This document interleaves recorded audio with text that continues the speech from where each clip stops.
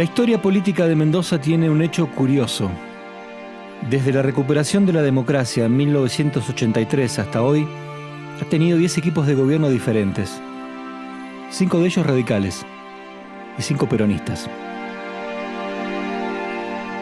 En esta serie documental, buscamos reconstruir la historia reciente de la provincia a través del testimonio de sus gobernadores. ¿Qué desafíos se enfrentaron? ¿Cuáles fueron sus mayores logros? ¿Qué quedó sin concretar?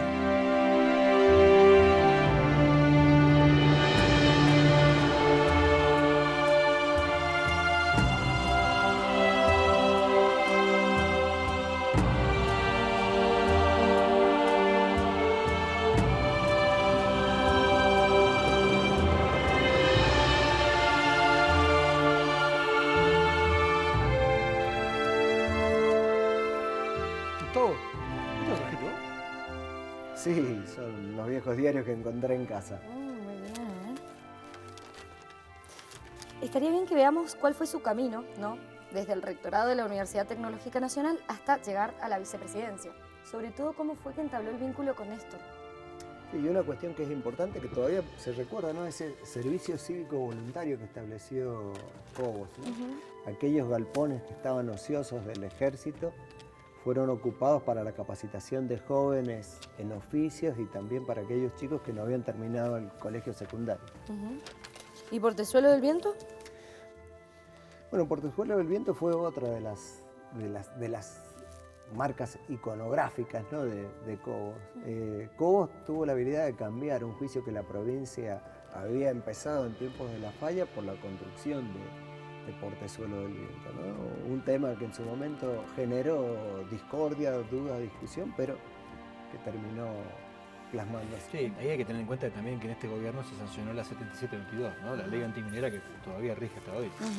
Y la ley que todavía tiene absoluta virulencia, y lo hemos visto en manifestaciones sociales hasta hace muy poco, ¿no? Que prohibía el uso de algunas sustancias químicas para la extracción de minerales. Totalmente. A mí lo que me interesa es que todos estos temas los sigamos viendo para el resto de gobiernos que nos quedan por revisar. Bueno, ahí hay que hablar con Cobos, ese proceso que empieza él como gobernador y después termina en la concertación plural con Kirchner. Pero mejor hablemos con él. Está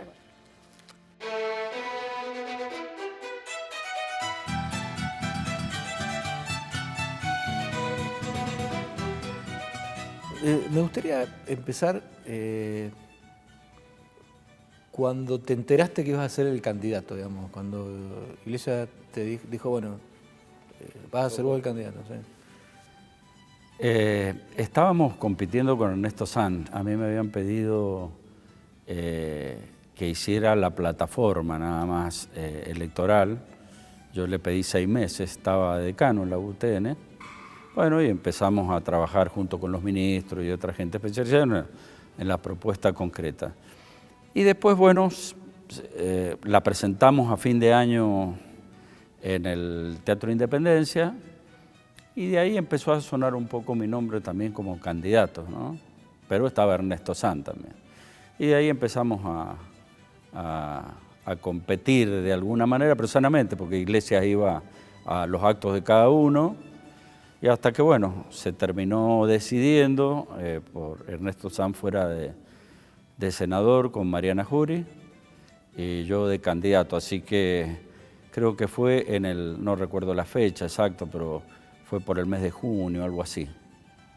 Y fue, creo que en el Centro de Congresos, si mal no me equivoco, donde, bueno, hubo una reunión con dirigentes y un dirigente de Lavalle fue el que, bueno, dijo y sugería y proponía a Julio Cobos como candidato a gobernador y a Ernesto Sanz que iba a encabezar la lista de senadores. Es lo que recuerdo de aquella época. ¿Y cómo te lo dijo Iglesias? ¿Te acuerdas? Que vas a ser el candidato. Muy poco expresivo era él, no me acuerdo bien. Bueno, vas a ser vos, algo así. Bien a lo mula, ¿no? Como lo dice. Como su estilo. Como su estilo. Después cuando asumiste, te toca un contexto político, social y económico muy particular, digamos, que no era tan grave como el que le había tocado a Iglesias, pero bueno, asumís en un escenario post-crisis del 2001. Sí, mira, lo más complicado es que hace 14 años, habían pasado 14 años sin paritaria. porque todo estaba con la convertibilidad. Entonces no había este sainete de todos los años, ajustar las paritarias, los conflictos con los docentes, todo eso. Me acuerdo que lo que primero hice, junté a todos los gremios en la Casa de Gobierno, el cuarto piso, y le expliqué la situación, cómo estábamos. Le iba explicando, como conocía bastante, como había hurgueteado bastante para llegar a la propuesta, conocía la situación. Iglesia había tenido que descontar el sueldo de los empleados públicos, un porcentaje, no había aumento de sueldo. Bueno, yo les expliqué, entonces era uno de los temas a resolver. La inflación había sido del 60%, tenía el despiole con los jueces y los empleados judiciales, porque en los empleados judiciales estaban enganchados los jueces ya de la época de Iglesia querían actualización, que era el 60%, o sea, en función de la supuesta intangibilidad. Yo tuve una pelea muy dura ahí con los jueces, lo mismo que tuvo Iglesia, pero a mí me tocó transitar ese tiempo complicado. Así que una de las primeras medidas que tuve que hacer no fueron muy políticas, en el sentido que te llegan, que te ponderan en la consideración pública, sobre todo con los judiciales, pero los tuve que desenganchar a los judiciales, pues se me armaba un lío en la administración pública. Si los judiciales le daba el 60%, imagínate qué iba a pasar después. Lo que di de aumento eran 50 pesos de esa época y 100 pesos, 50 en general a todo y 100 pesos a los sueldos más bajos. Fue el primer aumento que pude dar. Así que es un contexto todavía delicado. Y el desenganche judicial, por el voto de Niven, que era el Partido Demócrata, que entendió que tenía que acompañar, fue el que me permitió desengancharlo.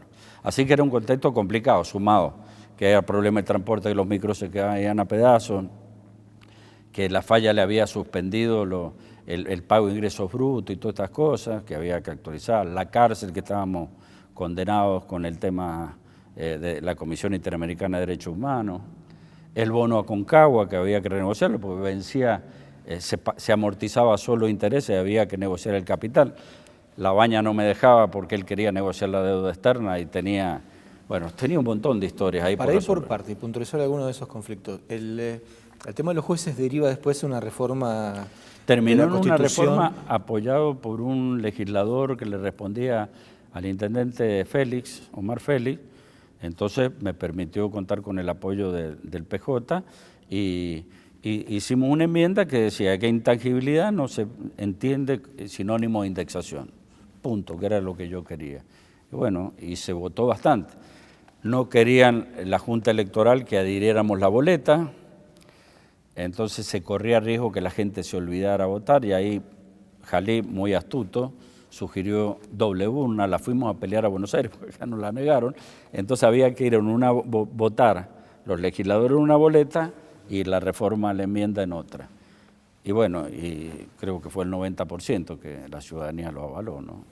La negociación del bono Aconcagua también fue todo un momento porque la Argentina estaba en default. La Argentina estaba en default, yo me acuerdo, mira, todavía no me había recibido Néstor Kirchner, porque estaba un poco molesto, primero porque reaccionamos muy fuerte con un decreto que quiso extender los beneficios de la promoción, entonces presentamos un montón de medidas judiciales, de amparo para frenar eso. Bueno, ¿te acordás la frase que lo hizo enojar a Kirchner? De que no le gustan que vengan extraños a nuestra provincia. Así no, de rodillas, yo me acuerdo, sí, algo así, bueno, no sé, algo relacionado con búho, no me acuerdo, algo de rodillas, ni vamos a echar la mirada, no me acuerdo, algo dije. Así como Kirchner no le tiene miedo al fondo, yo no le tengo miedo a Néstor Kirchner. Esa fue, sí. Bueno, vos tenés más memoria que yo. Sí. Es que me pasaron tantas cosas. Se enojó mucho. Vos tuviste también desde el punto de vista del manejo económico, varias cuestiones también que resolver. Uno fue el problema de los servicios públicos. Fue una discusión muy fuerte.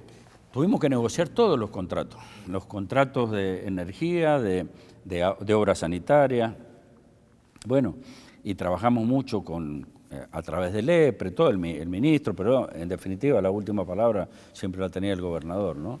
Y nos fue bien, me acuerdo el primer aumento de luz que dimos fue 12,92%, que era el valor agregado de distribución, que después se mejoraba todo.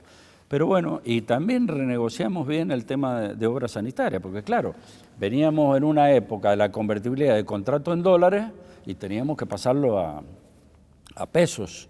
Así que hubo que cambiar los planes operativos, revisarlos. Bueno, eso sumado el lío del transporte, que era otro lío también. Bueno, la licitación del transporte te tocó a vos también. tuve que comprar micro, pero la idea del micro, que después el Partido Justicialista no me dejó, yo lo que quería, que eso, porque ¿cómo hacíamos para mejorar la calidad de servicio? Primero, pensando en un sistema polimodal para salir de esto, la pelea con la frecuencia, todo, implementamos el kilómetro recorrido. Porque vos que le decías, le aumento la frecuencia y no te la aumentaban si no cargaban los pasajeros. Entonces yo decía, mire, ustedes me van a recorrer lo que yo les digo y yo les voy a definir cuándo va. Y yo les pago por el kilómetro recorrido. Y eso te permite más utilidad. Si no, no se podría haber hecho todas estas cosas que han hecho Natalio Mema, que ha estado muy bien con todo. ¿Fue una buena medida esa? Fue una buena medida. Porque a la luz de lo que pasó después, digamos, quedaron empresas que no estaban muy preocupadas por la cantidad de pasajeros que transportaban y cobraban igual. Digamos. Pero sí, bueno, pero es que vos, a ver, vos tenés que regularlo eso. Vos decías, no cobraban igual, pero ellos ¿con qué especulaban? Con la frecuencia.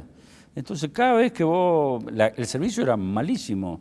Y vos si le decís, bueno, ahora vas para allá y vas para acá, si no, no te querían ir a la Favorita, no te querían ir a ningún lado. Entonces, vos te tomás un taxi, ¿cómo lo pagás? ¿Lo pagás por la cantidad de personas? No, lo pagás por kilómetros recorridos. Ningún gobernador se le ocurrió cambiarlo. Al contrario, aprovecharon esto para ir a un sistema multimodal como el que planteamos. Ahora, yo tuve que comprar micro y la idea era ofrecerlo en el proceso de licitación. Porque vos, ¿qué te cotiza una empresa de transporte? Te cotizan los micros, amortizar por hora, por año. En 10 años supuestamente ese llega a su valor residual, entonces vos con lo que recaudás tenés que volver a comprar otro micro, esto es así. Entonces yo le digo, bueno, yo se lo doy esto como parte para que ustedes bajen el precio y se lo entrego. Bueno, el PJ no quiso, hasta que tuve que armar una línea paralela, pero no era porque yo quería. Pero esa línea me permitió a mí, porque ¿qué decían? Cuando hacían paro, y yo decía, nosotros vamos a garantizar el servicio. ¿Cómo lo garantizaban? Por lo menos teníamos unos micros para garantizarlo. Bueno, eso fue una pelea, los micros chicos combinando con los grandes, se resistía, en ese momento la gente estaba ahí, Corsino, tuvo una pelea muy grande, le intervení la empresa porque me paró la ciudad, al otro día con Patricia Gutiérrez, que es la directora de transporte, le intervenimos la empresa, fue una señal también como para decir, bueno muchachos, se acabó la joda acá. Y bueno, y después se superó el tema de transporte. Tuvieron que pagar todos los está bien, financiado todo, pero no pagaban ingresos brutos, hubo que renegociar todas estas cosas, ¿no? Y costó para firmar el acuerdo. ¿Te acordás del escándalo Valemás? No. ¿De acuerdo? Sí. ¿Qué pasó ahí? Pasa que me viene a ver Pinto, que era ministro de Desarrollo Social, Julio, mira, acá hay un problema con el tema del Valemás. ¿Y cuál es el problema? Bueno, me explicó más o menos. Digo, bueno, hagamos la denuncia. La denuncia la hizo un subsecretario, no me acuerdo el nombre, vos te vas a acordar. Monetti. Bueno, pobre. Y terminó él denunciado, imputado como si hubiera sido él el responsable. La justicia, el Tribunal de Cuentas lo perdonaron, pero fue un escándalo bastante complicado y bueno, y la empresa privada fue la que en definitiva pagó las consecuencias, pero nosotros fuimos los que lo dictamos. Y yo cuando digo, mira, esto más otras denuncias, yo siempre cuando me vean con eso, hagan la denuncia. ¿No perdió plata el Estado? Mira, en su momento algo debe haber perdido, no recuerdo bien toda esa historia, hace 20 años, ¿no? Pero me acuerdo que fue injusto, porque nosotros fuimos los que presentamos la denuncia y no nos callamos, no lo tapamos, no, ojo, que esto, no. Ahí nomás yo instruí para que se realizara la denuncia. Durante tu gobierno se sancionó la 7722, que es una ley que marcó el camino de la minería en Mendoza, digamos. O sea, hasta hoy todavía se sigue debatiendo alrededor de ese tema 20 años después, como vos decís. ¿Cómo fue esa historia? Mira, yo ¿por qué salió esa ley? Me acuerdo que nosotros queríamos impulsar la minería y se presentó una restricción y yo veté uno de ese artículo y ahí fue la reacción en cadena y que terminó con un proyecto de ley que presentó, creo que Jorge Alfonso y otros más. Y la verdad es que después, bueno, vino lo que vino, fue imparable las manifestaciones que habían en apoyo de esa ley. Bueno, nosotros la peleamos todo lo que pudimos. Una vez que se sancionó, no tuve otra alternativa que proclamarla, ¿no? Así que la proclamamos, pero bueno, fue aprobada también por unanimidad por todos los legisladores, ¿no? Que se votó en contra. ¿Es verdad que en ese momento, por ejemplo, Néstor Kirchner llamó y dijo, no sé, hay que desactivar eso en base a las movilizaciones? ¿No hubo esa presión del gobierno nacional? No hubo presión ni de Alberto ni de nada, no. Yo me reuní con las mineras, yo los escuché a todos, pero bueno, yo les insistía, bueno, ahora habrá que ver, pensar en innovación tecnológica, porque en los procesos utilizar otros compuestos químicos, no sean el cianuro, otras cuestiones, y la verdad es que ha habido poco avance en minería en cuanto a mejora de la calidad de los procesos, ¿no? Otra de las historias que llega hasta hoy es Portezuelo. Bueno, hoy no. Claro. Sí, y vos firmaste... está siempre eso. Eso también, no te creas que fue Cobo, che, firmemos un acuerdo y que está todo listo, está bien. No. Primero que hay un error conceptual, porque se dice el error de la compensación por la promoción industrial. El Consejo Empresario Mendocino había hecho un estudio sobre las empresas que no se radicaron a Mendoza y que se fueron a radicar, y eso originó, esas cosas vos no las podés probar porque son todas supuestos. Lo único que era probable y demostrable era un decreto que la falla lo detectó un DNU, que los DNU vos no podés emitir decretos cuando se trata de temas penales o tributarios o electorales, entonces extendió los beneficios de la promoción industrial con un decreto, entonces menos IVA íbamos a recibir Mendoza, que eso es ponderable entonces, ¿no? Porque es acotado. Entonces se hizo una evaluación de esa suma y esa evaluación en su momento, me acuerdo yo ya estaba la Iglesia entregando el mandato y me viene con eso, calculamos eran 600 millones de pesos en aquella época. Bien, 600 millones que un procurador había fallado favorablemente, aconsejado. Vos sabés que el procurador aconseja, de ahí que le den bolilla es otra cosa. Para colmo, un procurador que duró poco, porque Becerra Kirchner lo sacó y lo puso arriba. Entonces yo tenía eso, que digo, puedo demorar 10 años o no, y yo lo que quiero no es ningún acuerdo, me acuerdo que le dije a Néstor Kirchner, yo no quiero plata porque me van a sacar los empleados públicos, quiero una obra que está planificada desde hace años y que va a servir para generar energía, porque justo él le había cortado, era presidente del Lago, le había cortado el gasoducto de Loma La Lata, entonces, bueno, teníamos problemas de energía, ya comenzaron los problemas de energía. Entonces, bueno, Labaña no quería saber absolutamente nada, porque tenía que renegociar la deuda, esto o lo otro, y me acuerdo, aprovecho un viaje a Labaña, que me invita a mí, Kirchner, no me acuerdo, era México, y Kirchner se enferma, no va, y viajo yo solo con Labaña. Nos reunimos con Zapatero, Merkel en su momento, era algo, encuentro iberoamericano, algo así. Entonces le hablo a Labaña, le digo, mire, ministro, yo no quiero plata, quiero terminar con esto, pues si no va a saber la Corte, primero que falla, no sé si fallará a favor o no, pero un conflicto que tenemos. Entonces, es otra cosa, me dijo. Cuando ya me dijo, otra cosa, empecé, pero me costó, así que bueno, firmamos ese acuerdo, y ese acuerdo, menos mal que yo no le puse ni monto ni nada, pusimos un monto que eran 1.006 millones de pesos, pero le puse ajustable al valor de la obra definitivo.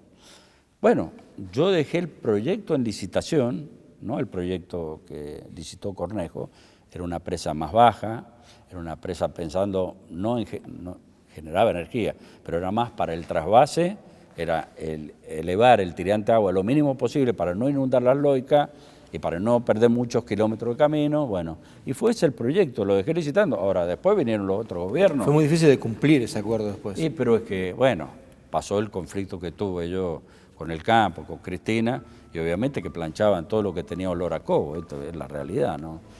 Bueno, hace un nuevo acuerdo. Bueno, lo demás ya sabemos. Es historia conocida. Me gustaría conocer eso que decías, que hablamos de cómo empezó tu vínculo con Néstor Kirchner, Y me gustaría saber cuál es tu análisis de esa parábola en donde vos, empezando así, terminaste de vicepresidente de Cristina Kirchner. Mira, empezamos mal.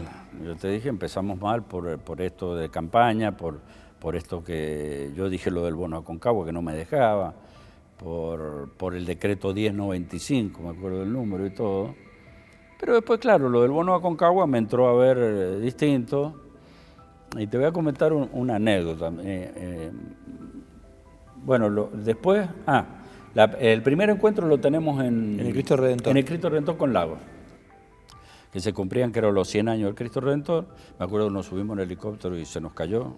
Tuvimos que bajar íbamos con Pampuro en ese entonces. Bueno, ahí comenzó una buena relación. Entonces después un día estoy en Buenos Aires y me invitan a... La posibilidad de la muerte los acercó ese día. Sí, sí. Casi se matan. Pero casi nos matamos. Sí. Se asustó muchísimo. Bueno, yo también, a nadie le gusta. Es para asustarse, ¿no? Pero bueno, nos caímos 2 veces y pegó bravo en eso. Entonces sí que nos bajamos en micro. Entonces ahí aprovechamos de charlar. Bueno, y ahí comenzó una buena relación. Yo siempre le hablaba de las obras, de las cosas. Y Kirchner, por eso ha llegado, me decía, a mí lo que me gusta de Cobo no me pide plata, me pide obra. Bueno. Entonces un día, me acuerdo, me estoy volviendo y me llama el secretario Parrilli. Me dice, Cobo, mire, va a asumir Tabaré Vázquez y quiere el presidente que lo acompañe, que siga con Alberto Fernández. Bueno, vamos para allá. Iba Labaña, Tomada, que era ministro de Trabajo, iba yo, no sé, algún otro gobernador más, bueno, y fuimos a Fuimos a la plaza, me acuerdo, saludamos a Tabaré Vázquez. Después tuve buena relación con Tabaré también. Estaba preocupado por las pasteras y me hablaba a mí para que yo achicara un poco las diferencias, bueno, todo eso. Y bueno, y a la noche me invitan a cenar. Entonces le digo, bueno, ¿quién va? ¿Labaña? No, dice, va Alberto Fernández, va Cristina Fernández, va Néstor Kirchner y usted. Bueno, fuimos a cenar. Entonces, en la conversación me dice, Julio, ¿cuál es el referente que nosotros tenemos en el peronismo allá? Entonces, bueno, yo le hablé, me preguntaba por Rolo Gabel, la Marita Perceval, Enrique Thomas, le bien en general de esos dirigentes, ¿no? Pardal, bueno, estaba. Entonces me dice, ¿qué tengo que hacer yo para enamorar a los mendocinos? Pues él había sacado el 9%. Y le digo, obra, lo que hizo Rodríguez Sá, por eso Rodríguez Sá fue el primero acá, ¿te acordás que sacó 30%? ¿Y qué obra te parece? El acceso le digo. ¿Y cómo es? Entonces agarré un papelito, le dibujé, mira, tenés desaguadero, tenés esto, acá puede llegar a Santa Rosa, la dormía, bueno, le expliqué toda la cosa. Bueno, al pelo. El lunes estoy en Mendoza, lo llaman de los COVID. De los COVID, le dan nacional. Mire, gobernador, acá tengo un papelito que me ha dado el presidente, qué sé yo. No, bueno, yo ya le mando a un ingeniero, le mando al ministro, qué sé yo, y hablamos. Y así, parte de la anécdota, por eso se hizo todo el acceso este. ¿Y cómo terminaste de vicepresidente? Mira, lo que más me insistían para vicepresidente eran los gobernadores del radicalismo, que eran 5 en ese entonces. Los intendentes, muchos intendentes, estaba, qué sé yo, Pose, estaba Daniel K. de Mar del Plata, y todos me insistían. Yo la verdad que quería terminar y no seguir. Y Alberto Fernández, que siempre, buena relación conmigo, me insistía mucho. Acá el propio Alfredo Cornejo, habían Alfredo Cornejo, Mario Meoni, el Pechi Quiroga, Daniel Cad, eran como los intendentes que yo tenía y me apoyaban mucho. Y ellos me insistían, me chichoneaban, todo esto. Así que bueno, hace una reunión Néstor Kirchner con todos los gobernadores y me dice, mire, me parece que el más indicado es Julio, si ustedes están de acuerdo, avanzamos en ese sentido, puede ser yo, puede ser Cristina. Así que bueno, ellos dieron el ok y bueno, vamos Julio, qué sé yo, y así fue la historia. ¿Dijiste que sí inmediatamente o...? No, es que ya venía insinuando, vos viste cómo son las cosas, empiezan a escribir, o sea, no hay tampoco mucha novedad. Estaba por ahí Colombi también, entre los nominados, el gobernador de Corrientes en ese entonces, ¿no? Ricardo Colombi, ¿no? Pues estaba el hermano Belindo, no me acuerdo el nombre, pero bueno, Ricardo era uno. ¿Y lo volverías a hacer? No, sabiendo todo lo que pasó, no, porque fue muy... primero porque, a ver, yo lo que me decía Néstor Kirchner, Julio, mira, venimos en una crisis terrible, la estamos acomodando, el país necesita unión, y qué sé yo, y lo otro, bueno, era algo que vos decías, bueno, puede ser loable, ¿no? Y insistir en eso. Pero después, bueno, viste, la realidad nos atropelló de otra manera, comenzamos con los conflictos, yo me cansé de hablar con Cristina para darle solución al conflicto del campo, le planteé cosas similares, le escribía para que lo mirara tranquilo. Le digo, hemos sustituido el impuesto al champán, que fue otra de las cosas que me tocó a mí también, ¿te acordás cuando le quisieron poner los vinos espumantes? Entonces fuimos con Gioja. Bueno, entonces le digo, le has perdonado la vida al champán, ¿por qué no haces algo similar que reinviertan con el tema de la soja, el trigo? Bueno. No sé, me acuerdo que yo hablaba con Sergio Massa y me decía, mirá, la Cristina por ese convence, pero llega y Néstor no quiere saber nada, dice, yo voy a riesgo de perder afecto, voy a insistir. Bueno, y Alberto Fernández lo mismo. Así que bueno, pasaron todas estas cosas que después la padecí mucho, ¿no? Así que bueno, no lo volvería a hacer. Yo me acuerdo que lo hemos hablado en una buena oportunidad también. En tu gestión se consumió mucha energía en la pelea interna, digamos. Hubo una disputa muy fuerte. Muy fuerte. Ya ni siquiera, bueno, obviamente en esa referencia, esos 2 últimos años del kirchnerismo, sino, bueno, en esta pelea de Iglesias-Cobos que fue como una disputa interna del gobierno. Sí, fue terrible porque yo no tenía ni mayoría y encima tenía el radicalismo dividido. Pero bueno, fue algo que por ahí creo que a lo mejor faltó un poco de madurez y diálogo entre los dos. Pero no fue una cuestión del kirchnerismo solamente, sino, yo me acuerdo, ¿te acordás? El problema comenzó cuando... Con el juez de la Corte. Con la Corte. Que Iglesias quería que lo propusiera Orquín y yo decía un ministro, después todos propusieron los ministros, ¿no? Pero yo digo, tiene que ser alguien, a ver, que comulgue nuestras ideas, puede ser, pero alguien independiente, todo. Bueno, fue una pelea grande. Bueno, yo lo propuse a Alejandro Pérez Walde y la verdad que no tenía duda de cómo iba a salir la votación. Y la verdad que bueno, pero lo propuse. Y después tuve que sacarlo a Raúl Vicky, o sea, sacarlo en el buen sentido. Yo a Iglesias al principio le digo, está bien, yo no tengo la trayectoria política, él viene, manejó las cámaras, ¿viste? Estaba el Mauricio Suárez, de presidente del Senado, Raúl Vicky. Pero bueno, ya cuando después vos ves que tenés que empezar a construir un poco de poder tuyo, que es lógico que así sea, y bueno, y terminamos mal, la verdad que terminamos mal. Luis Petri fue presidente del bloque, me acuerdo, asumió, creo que fue 2 años, Marín en la Cámara de Diputados.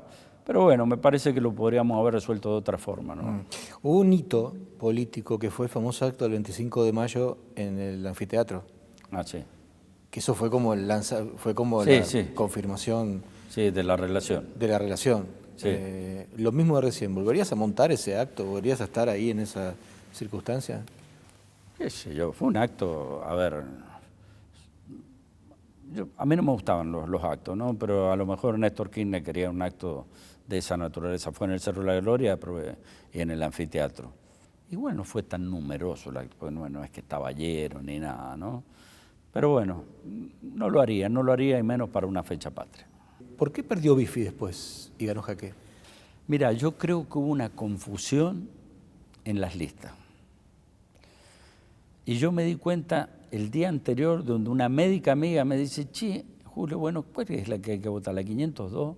No, le digo, esa es la del justicialismo, ese es Bifi. Yo digo, oye, me parece que acá hemos metido la pata en algo. Porque claro, como iban todos, estaba la concertación, el PJ, lo otro, la gente, por eso después vino la famosa 503. Porque decíamos la lista de cómo era 503 y no dijimos más nada. Pero me parece que fue en parte por eso, porque César Bifi, la verdad que era un muy buen candidato, y estaba preparado para ser gobernador, tenía experiencia política, había hecho muy buena gestión en su municipio, pero me parece que parte del error fue además de que Iglesias y Sanz se presentaron y que eso también confundió más. Lo que tendríamos que haber hecho en ese momento, si nos sentábamos a dialogar todo, es haber adelantado las elecciones, yo haberle dicho aquí, mira, yo lo adelanto porque si no es un despiole, pero la verdad que no tuve esa sensación de que iba a originarse este lío. Si no, yo hubiera adelantado la elección y me parece que ganábamos cómodamente, ¿no? Bueno, las últimas, ¿en qué fracasaste? Si fracasaste en algo, en la gestión, como gobernador. Bueno, el tema de seguridad me golpeó mucho, ¿no? La inseguridad, porque tuve hechos muy, qué sé yo, muy dolorosos, ¿no? Una maestra, una chica con coso, entonces eso siempre me quedó, a pesar de que hicimos la cárcel, el sistema, el nuevo sistema, el 911, hasta el ADN pusimos, muchas cosas, pero bueno, siempre quedaba, y algo que vos veías que no lo podía controlar, porque yo decía una obra, yo agarro, bum, bum, lo hago. La reforma en educación la hice, me acuerdo, cambiamos, saqué horas de tecnología, puse más matemática, más historia, el sistema de calificación numérica, un montón de cosas, pero vos, depende de vos. Ahora, los hechos, estos que te vienen por ahí, que vos decís que pongo más policía, es la justicia, lo otro, la verdad que me golpeaba bastante y bueno, fue uno de los... Me acuerdo del rugby que era ministro de Seguridad. Claro, me acuerdo, bueno, y no le fue bien. Fue muy impactante eso. Sí, bueno, qué sé yo. Yo creo que el error que cometí fue por un pedido de Bifi, porque Alfredo Cornejo la venía llevando bien en el Ministerio de Seguridad, pero estaba agotado, como todo ministro de Seguridad.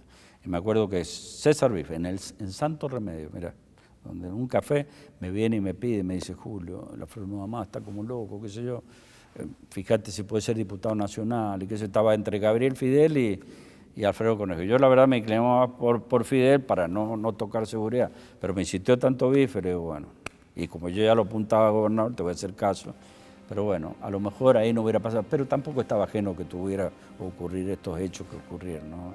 Que lamentablemente fueron desgraciados. ¿Y cuál sentís que fue tu legado como gobernador? Lo que dejaste en tu paso. El legado, creo que la gente, te digo porque ando por la calle, el acercar un poco la política a la ciudadanía, ¿no? Vos has estado presente cuando tenían las manifestaciones, los taxis, yo salía y hablaba con ellos y les decía, mire, yo los recibo, pero como gobernador no me pueden hacer esto. Bueno, trataba de... Me parece que eso me ha quedado, porque eso es lo que transito hoy después de 20 años. Bueno, sigo en la política, pero esa mayor cercanía entre la gente y la política. Julio Cobo fue uno de los puntales de la concertación plural con Néstor Kirchner, que desembocó en aquella candidatura del mendocino a vicepresidente que lo llevó a protagonizar años después uno de los episodios que marcó fuego a la democracia argentina, como fue el voto no positivo a la 125. Todavía suenan hoy, en el Fran Romero Day, los ecos de aquel acuerdo que se selló aquí, en este mismo lugar, un 25 de mayo, pero del 2007. En aquellos años vivimos también uno de nuestros grandes hitos deportivos. Ascendió el Tomba. Y después de esperar décadas, Mendoza volvía a tener un equipo en la primera división del fútbol argentino. Mendoza luce, llevándolo. Godoy Cruz es su mano a la hermosa, la bella Mendoza para estar en la lista de los equipos de las provincias que jugarán en lo mejor del fútbol nacional. ¡Salud, campeón! ¡Salud, Mendoza! ¡Salud, Godoy Cruz!